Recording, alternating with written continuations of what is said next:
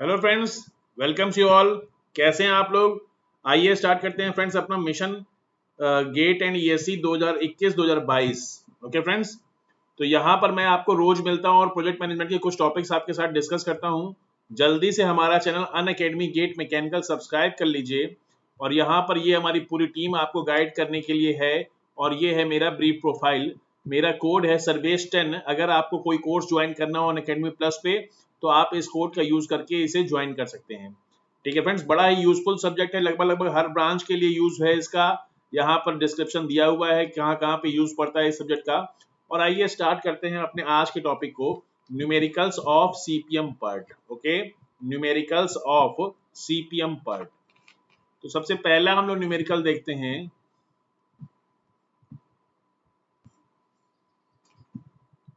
यहाँ पर देखिए फ्रेंड्स, क्या दे रखा है आपको, यहाँ पर एक डेटा दे रखा है।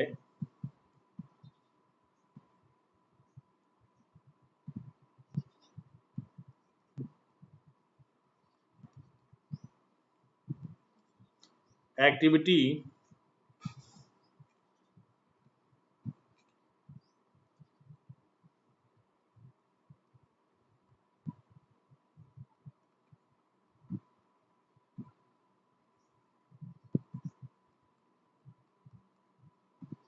प्रीसीडिंग एक्टिविटी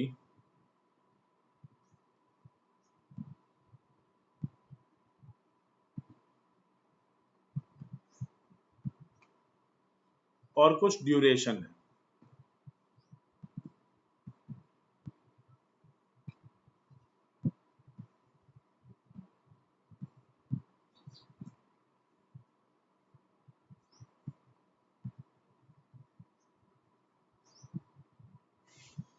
यहाँ पर दिया हुआ P Q R S T U V W, P Q R S T U V W.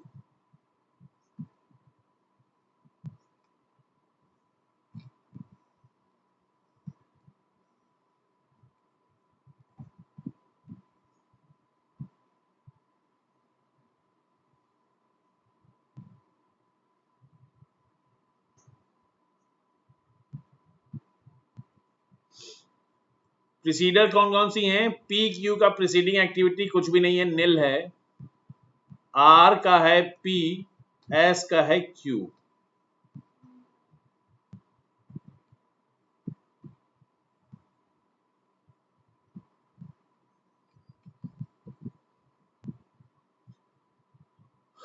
T के लिए है आर कॉमा एस, यू के लिए है आर कॉमा एस,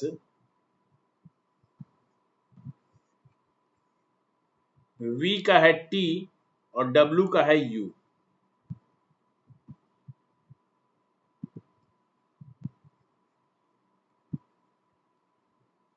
तीन चार पांच पांच, 7 5 2 और 10, ये है फ्रेंड्स हमारा डेटा दिया हुआ है। और हमसे कह रखा है कि बताइए critical path of the project क्या होगा, what will be the critical path of project.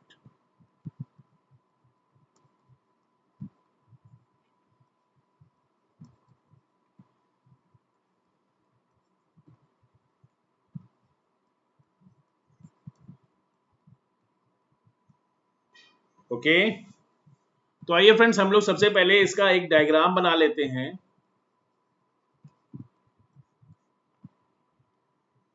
देखते हैं किस तरीके से सॉल्व करना है इस प्रॉब्लम को।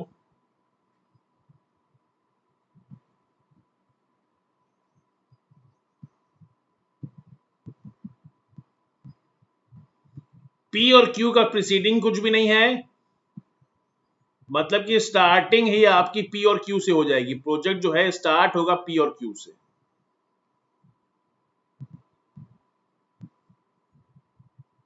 ठीक है डियर, आर का प्रीसीडिंग है पी और एस का प्रीसीडिंग है क्यू, यानी यहां से हमारा निकलेगा आर, इस जगह से आर स्टार्ट होगा और इस जगह से क्यू स्टार्ट, इस जगह से एस स्टार्ट होगा। ओके, लेकिन हम लोग देख रहे हैं कि आर और एस ये दोनों ही कंबाइंड वे में प्रीसीडिंग एक्टिविटी बनने वाले हैं टी के लिए और यू के लिए।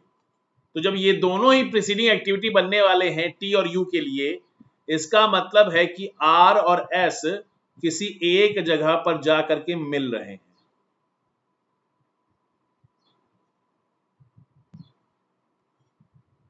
ओके, आर का प्रीसीडिंग हो गया पी और एस का प्रीसीडिंग हो गया क्यू।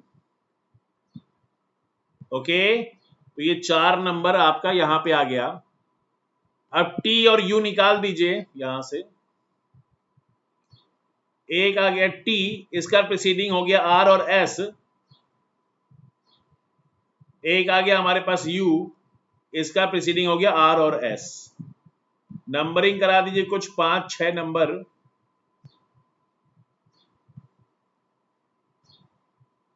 और टी से निकलता है V और U से निकलता है W, और ये दोनों किसी और के प्रीसीडिंग एक्टिविटी नहीं है, मतलब कि यहां पर आकर के प्रोजेक्ट फिनिश हो गया। ओके, तो अगर हम लोग देखें तो हमारे पास 4 पॉसिबल पाथ आते हैं। पॉसिबल पाथ कौन कौन से हैं? पॉसिबल पाथ एक है PRTV, सबका टाइमिंग लिख दो। P के नीचे लिख दिया 3, Q के नीचे लिख दिया 4, R के नीचे लिख दिया 5, S के नीचे लिख दिया 5, T के नीचे लिख दिया 7, U के नीचे लिख दिया 5, V के नीचे लिख दिया 2 और W के नीचे लिख दिया 10। PRTV क्या हो जाएगा? 3 5 7 2 9 8 17। ओके, 17 यूनिट्स का हो गया ड्यूरेशन। एक दूसरा पाथ है हमारे पास PRUW,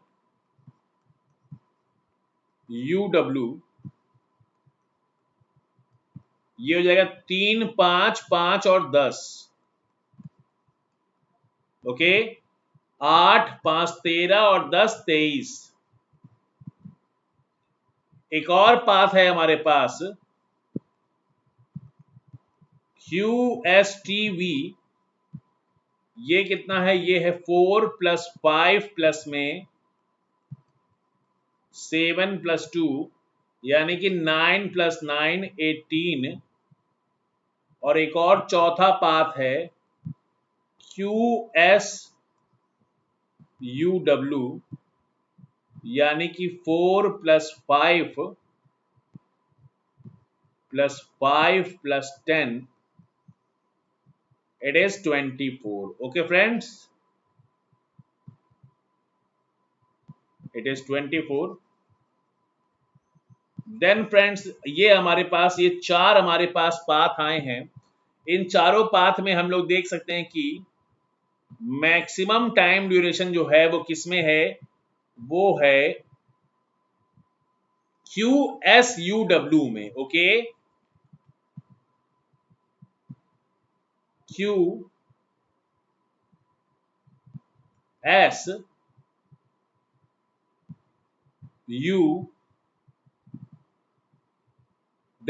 Okay, this is our critical path. QSUW is our critical path and project की ड्यूरेशन क्या हो गई?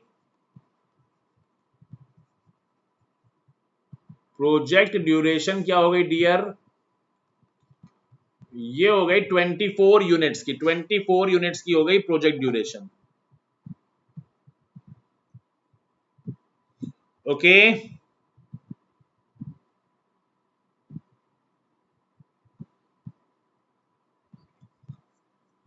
तो ये हो गया हमारा क्वेश्चन। तो एक ये हमने नॉर्मल क्वेश्चन देखा। आगे बढ़ते हैं, एक और क्वेश्चन देखते हैं।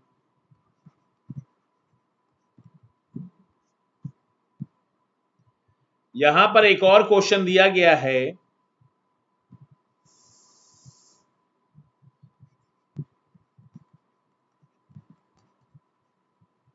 एक्टिविटी का नाम लिखा है पहले,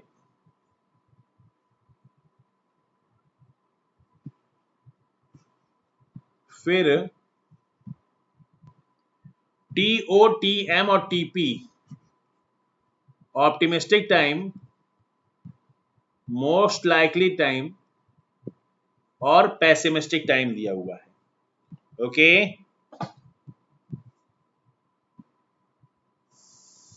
1-2 पहली एक्टिविटी है, 1-3 दूसरी एक्टिविटी है, 1-4 तीसरी एक्टिविटी है, 2-5 3-5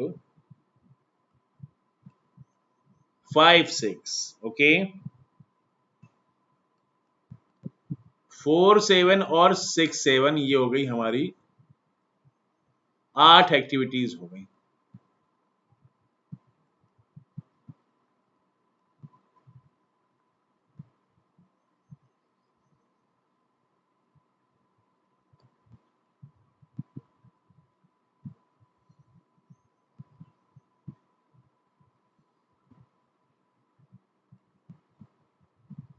ठीक है डियर, तो देखिए दिया हुआ है, क्या डेटा दिया हुआ है, डेटा आपको दिया हुआ है कि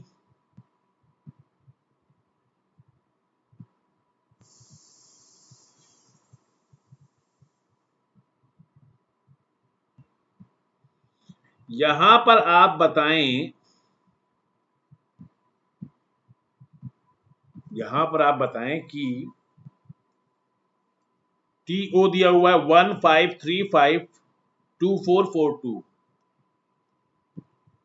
15352442 ओके,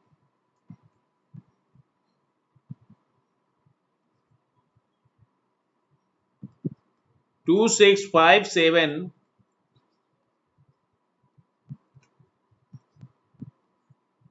4563 ये हो गया टीएम,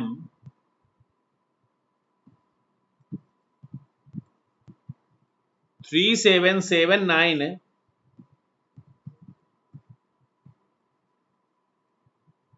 6684 ऐसा आ गया हमारे पास टीओ, टीएम और टीपी।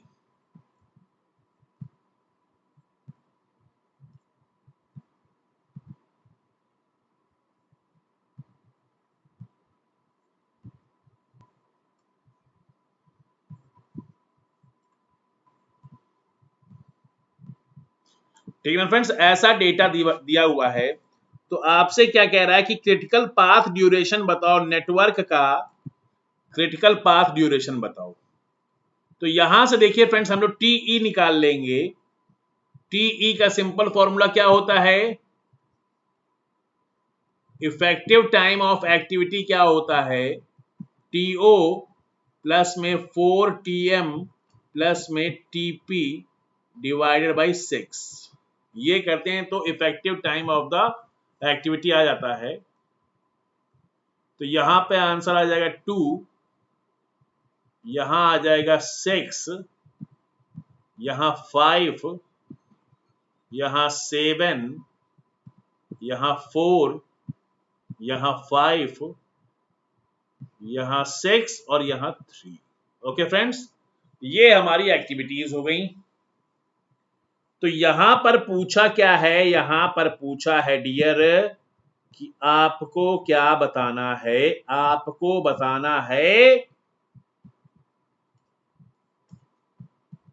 सबसे पहले तो आपको बताना है कि critical path of the duration of the project बताइए, क्रिटिकल पाथ ड्यूरेशन बताइए प्रोजेक्ट का।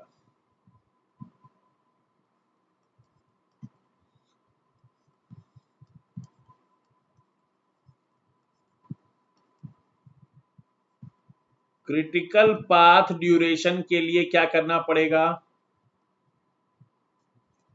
इसके लिए हमको पहले तो क्रिटिकल पाथ पता करना पड़ेगा।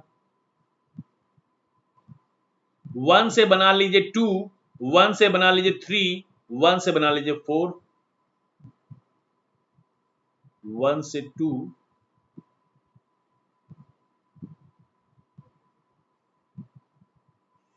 1 से 3, और 1 से 4। ओके, अभी 2 से 5 है अपने पास और 3 से 5 है अपने पास। 2 से 5 और 3 से 5 आ गया। ओके, अभी 5 से 6 कीजिए और 6 से 7 कीजिए और 4 से 7 कीजिए। ठीक है डियर फ्रेंड्स, ये हमारे पास अलग अलग एक्टिविटीज आ गई, पूरा नेटवर्क बन के तैयार हो गया। 1 2 3 4 5 6 7 8 8 एक्टिविटीज थी। ऊपर 2 आ गई, नीचे 2 आ गई, बीच में 4 आ गई, 8 यहाँ पे भी बन गई है, कोई दिक्कत नहीं है। सारा कुछ फुलफिल हो रहा है ना, और कुछ एक्स्ट्रा भी तो नहीं है कहीं। हमको ये भी देखना होता है कि कहीं कुछ कम भी ना पड़े और कहीं कुछ एक्स्ट्रा भी ना हो। आप देखो 1 से 2 आ गया, जी हाँ 1 से 2 आ गया हमारे पास। 1 से 3 है हमारे पास, जी हाँ 1 से 3 है। 1 से 4 है, जी हाँ 1 से 4 है। 2 से 5 ओके, 2 से 5, देन 3 से 5 okay, then 5 to 6 okay, then 4 to 7 okay, and then 6 to 7। ठीक है फ्रेंड्स, तो ये हमारे पास 8 एक्टिविटीज आ गई और 8 से ज्यादा कुछ भी नहीं है, पूरा नेटवर्क हमारा कंप्लीट बन रहा है। तो इन सारी एक्टिविटीज का हम लोग ड्यूरेशन अगर लिखें, 1 से 2 का ड्यूरेशन हो गया 2, 1 से 3 का ड्यूरेशन हो गया 6, 1 से 4 का ड्यूरेशन हो गया 5, 3 से 5 का ड्यूरेशन हो गया 4, 2 से 5 का ड्यूरेशन हो गया 2 से 5 का ड्यूरेशन है 7, 5 से 6 का है 5, 6 से 7 का है 3, एंड 4 से 7 का है 6। ओके फ्रेंड्स, तो हमारे पास पाथ कितने अवेलेबल हैं? एक पाथ है 1 3 5 6 7। 1 3 5 6 7 में क्या क्या आएगा? 6 आ रहा है, 4 आ रहा है, 5 आ रहा है और 3 आ रहा है, यानी टोटल 18 डेज का टाइम लग रहा है। अगर ये सारा टाइम डेज में है तो 18 डेज लग रहा है यहाँ पर। आफ्टर दैट यहाँ पर एक और पाथ बनता है हमारे पास 1 2 5 6 7। ओके, 1 2 5 6 7, यानी कि 2 + 7 + 5 + 3 9 और 8, ये हो गया 17। तीसरा हो गया 1 4 7। 1 4 7 का मतलब 5 + 6, ये आ गया 11। 5 + 6 का मतलब हो गया, ये हो गया 11। तो ये 3 पाथ अवेलेबल हैं। हम लोग देख सकते हैं कि 1 3 5 6 7, ये इसका time duration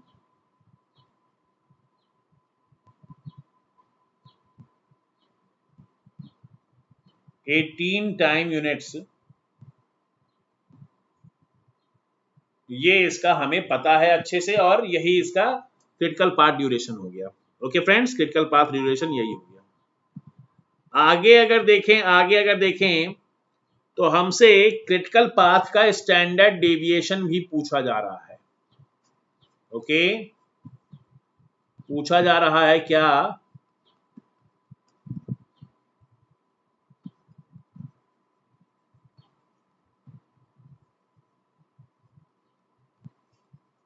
standard deviation of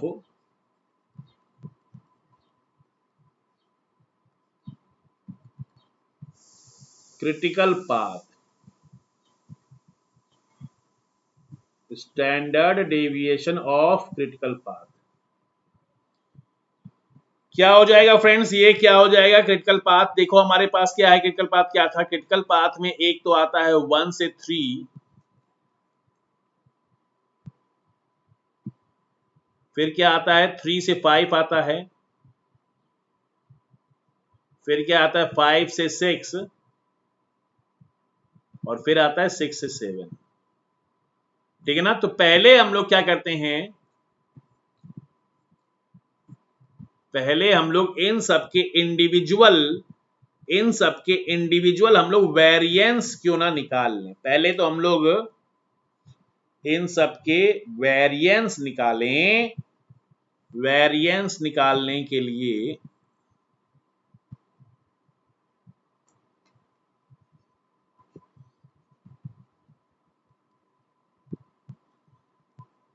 variance कैसे निकलता है? वेरिएंस निकलता है टीपी माइनस में टीओ डिवाइडेड बाई में 6 और इसका स्क्वायर। ओके, ऐसे निकलता है।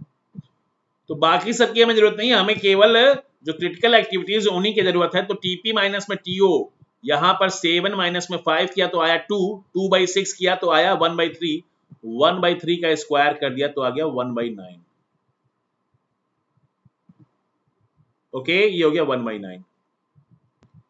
अगला अगला हो जाएगा फ्रेंड्स, अगला है हमारे पास 6 माइनस 2 बाई यानी 4/6 यानी कि 2/3। 2/3 का स्क्वायर करें तो 2/3 का स्क्वायर 2/3 का स्क्वायर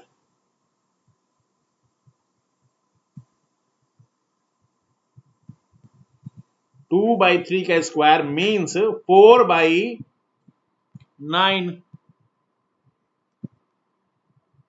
आफ्टर दैट ये हो जाएगा आपका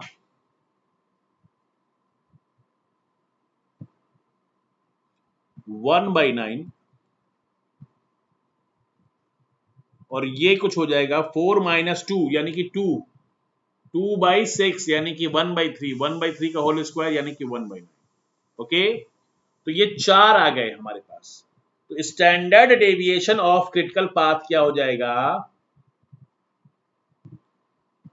standard deviation of critical path will be equal to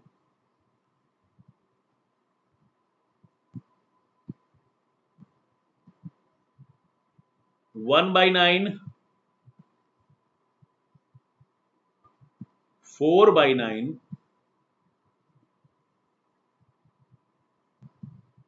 1/9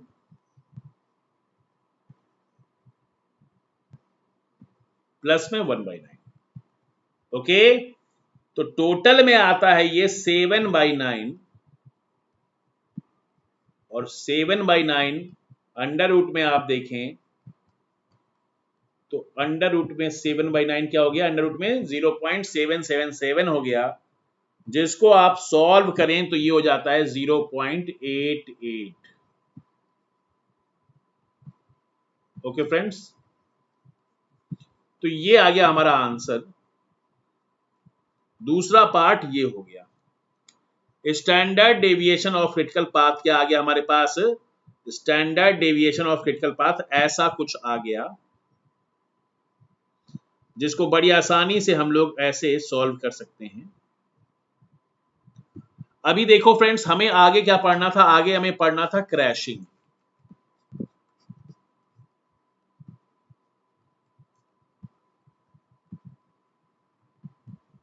crashing में क्या होता है? क्रैशिंग में क्या होता है कि crashing is a network, crashing of a network is also known as time cost model. Okay, crashing of a network diagram is also known as time cost model, or time cost model makes a balance between the time required to complete the activity and the cost. Okay, it makes a balance between the time required to complete a activity and the cost. Generally what happens my dear friends कि जब भी हम लोग कभी कोशिश करते हैं किसी भी एक्टिविटी का ड्यूरेशन, टाइम ड्यूरेशन घटाने की कोशिश करते हैं तो उसकी कॉस्ट बढ़ जाती है। ठीक है फ्रेंड्स, उसकी कॉस्ट बढ़ जाती है और यही चीज यहां पर हम लोग कराते हैं।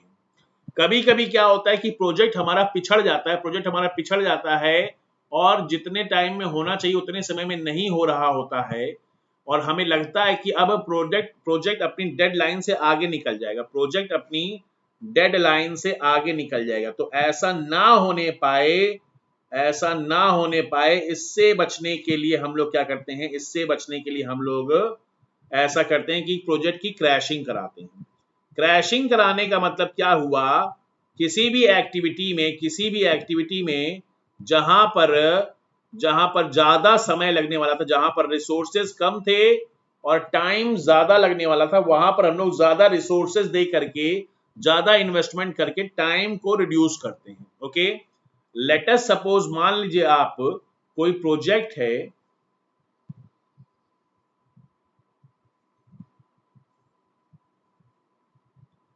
कोई प्रोजेक्ट का 80% टाइम बीत गया है। ओके, 80% टाइम बीत चुका है। हमारा क्या था कि हर 10% टाइम में हमारी कोशिश रहती थी कि हम प्रोजेक्ट का 10% कवर कर लें। ओके, लेकिन हमने क्या देखा, जब 80% टाइम जब बीत गया, तब हमने देखा कि अभी तक प्रोजेक्ट का केवल 60% वर्क हुआ है। इतने टाइम में 60% ही वर्क हुआ है। ओके डियर फ्रेंड्स, मौज मस्ती ज्यादा हो गई, यानी कि अब जो 20% टाइम बचा हुआ है उसमें हमें 40% का वर्क करना पड़ेगा। ठीक है डियर फ्रेंड्स, तो अब समय कम है, काम ज्यादा है, समय कम है, काम ज्यादा है, तो इसके लिए हमें क्या करना पड़ेगा, ज्यादा इन्वेस्टमेंट करना पड़ेगा। तो जो ज्यादा इन्वेस्टमेंट करना पड़ेगा, समय देखिए उतना ही है, तो अब हमें क्या करना पड़ेगा, ज्यादा इन्वेस्टमेंट करना पड़ेगा। तो ज्यादा इन्वेस्टमेंट में क्या होगा, डायरेक्ट कॉस्ट जो है, डायरेक्ट कॉस्ट वो बढ़ जाएगी। जब हम लोग इन्वेस्टमेंट करते हैं, एक्स्ट्रा इन्वेस्टमेंट करते हैं क्रैशिंग कराने के लिए, तो उसमें इनडायरेक्ट कॉस्ट के ऊपर कोई इफेक्ट नहीं पड़ता है। ये डायरेक्ट कॉस्ट होती है जो कि बढ़ जाती है। डायरेक्ट कॉस्ट का मतलब material cost, machine cost, man power cost. Material cost, machine cost, man power cost. हम लोग ज्यादा वर्कर लगा देंगे, ज्यादा हाई फाई मशीनें लेकर के आ जाएंगे, जो हमें सीमेंट वगैरह जो नीचे से ऊपर वाले फ्लोर तक पहुंचाने के लिए पहले पैदल लेके जाते थे, अब हमने एक लिफ्ट लगा दी है। ठीक है फ्रेंड्स, ये सब ऐसे ही हम लोग मटेरियल भी ऐसा लेके आएंगे जो कि कम से कम टाइम में उसकी प्रोसेसिंग हो जाए, तो ये डायरेक्ट कॉस्ट हमारी बढ़ जाती है। ओके, वहीं ये जो इनडायरेक्ट कॉस्ट है,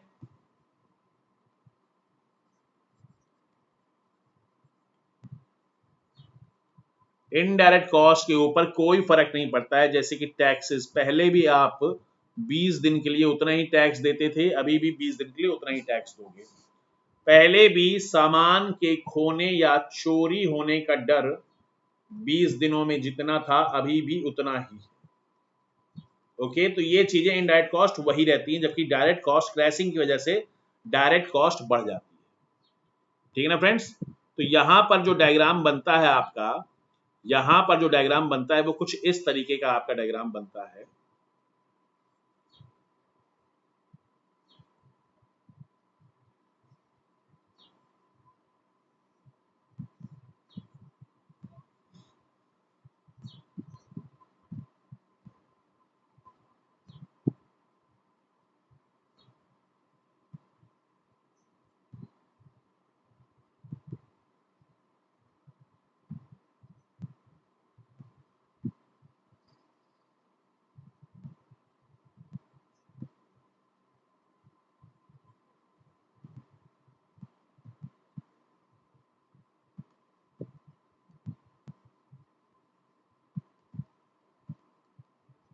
ये है क्रैश्ड पॉइंट,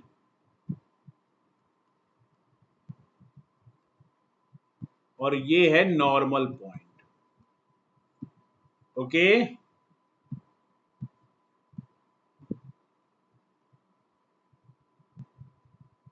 हमने क्या किया है, इस पे हमने दिखाया है, इस वाली एक्सिस पे, हॉरिजॉन्टल एक्सिस पे दिखाया है टाइम, और वर्टिकल एक्सिस पे दिखाया है कॉस्ट। अब इस कॉस्ट में से भी होती कौन सी है एक्चुअल में, ये होती है डायरेक्ट कॉस्ट, ये होती है डायरेक्ट कॉस्ट। इनडायरेक्ट कॉस्ट का यहां कोई रोल नहीं होता है। तो देखिए माय डियर फ्रेंड्स, जब टाइम हम लोग ज्यादा ले रहे थे तो कॉस्ट कम लग रही थी। जब टी एन था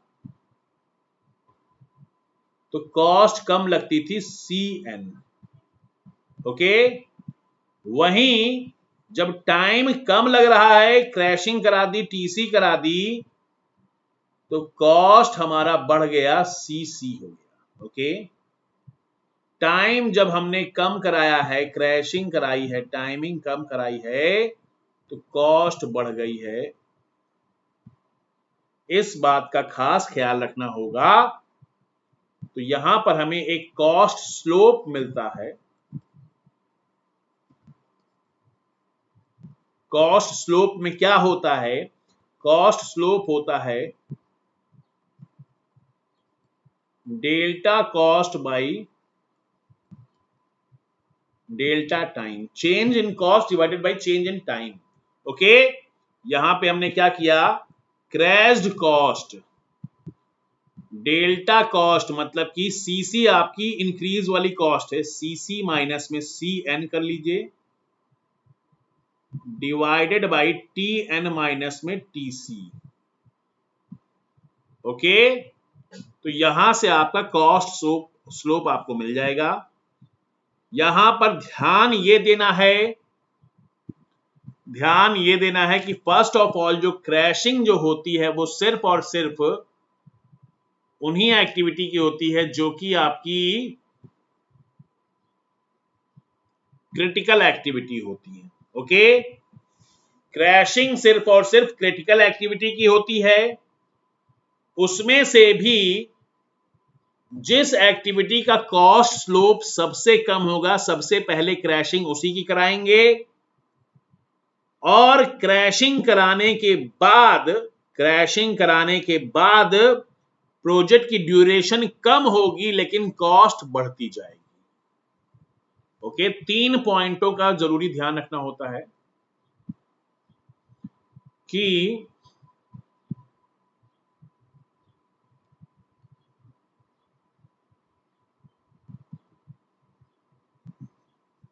ओनली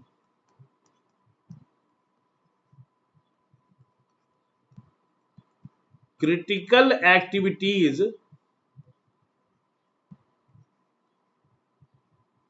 can be crashed। सिर्फ क्रिटिकल एक्टिविटी की क्रैशिंग कराई जा सकती है। क्रैशिंग कराओगे तो cost,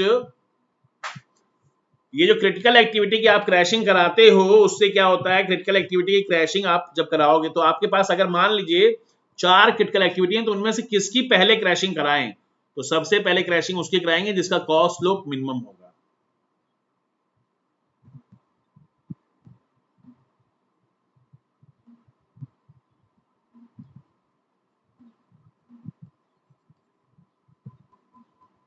That critical activity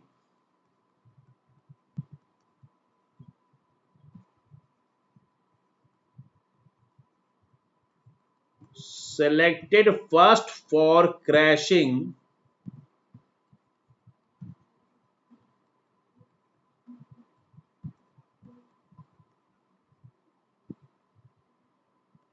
which have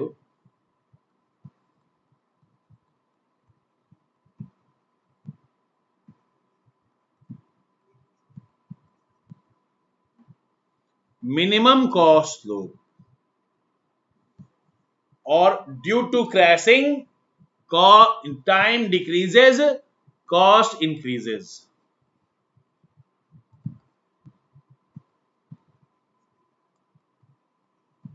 due to crashing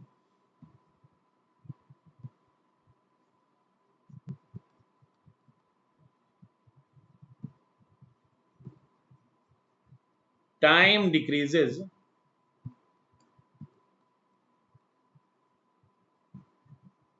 cost increases। Okay, तो फ्रेंड्स इन बातों का खास ख्याल रखना होगा क्रैशिंग कराते समय। आई होप आपकी एक बेटर अंडरस्टैंडिंग क्लियर हुई होगी और आपने थोड़ा बहुत कुछ समझा होगा। तो फ्रेंड्स अभी आज थोड़ा इंटरनेट की कुछ प्रॉब्लम चल रही है जिसकी वजह से इस लेक्चर को हमें यहीं पे स्टॉप करना पड़ेगा। कल फिर मिलते हैं हम लोग, वहां पर हम लोग क्रैशिंग की कुछ न्यूमेरिकल्स देखते हैं। अभी देखिए फ्रेंड्स, यहाँ पर हम लोग के पास यहाँ प्लस सब्सक्रिप्शन अगर आप ज्वाइन करना चाहते हैं तो आप अनअकैडमी.com पे जाएं या फिर अनअकैडमी लर्नर्स ऐप डाउनलोड करें। वहां पे आप गेट ईएससी पे क्लिक करें और वहां से आप सब्सक्रिप्शन बटन पे जाएं, वहां से आप अपना सब्सक्रिप्शन अपना चूज करें और मेरा कोड लगाएं सर्वेश 10 या सर्वेश 11, इन दोनों में से कोई भी एक ही कोड लगेगा, कोई एक कोड लगाएं, वो उस पर से आपको पेमेंट करें और पेमेंट करने से आपको यहाँ से ईएमआई पे भी आप जा सकते हैं, डायरेक्ट भी आप पेमेंट कर सकते हैं और ईएमआई से भी आप पेमेंट कर सकते हैं। ठीक है फ्रेंड्स, तो इन दोनों में से किसी से भी आप पेमेंट करके अपना आप क्या कहते हैं कोर्स ले सकते हैं। और फ्रेंड्स यहाँ पर मेरा कोड है सर्वेश 10, याद रखिएगा। आज के लेक्चर को यहीं स्टॉप करते हैं, कल फिर मिलेंगे, तब तक के लिए wish you good luck and thank you.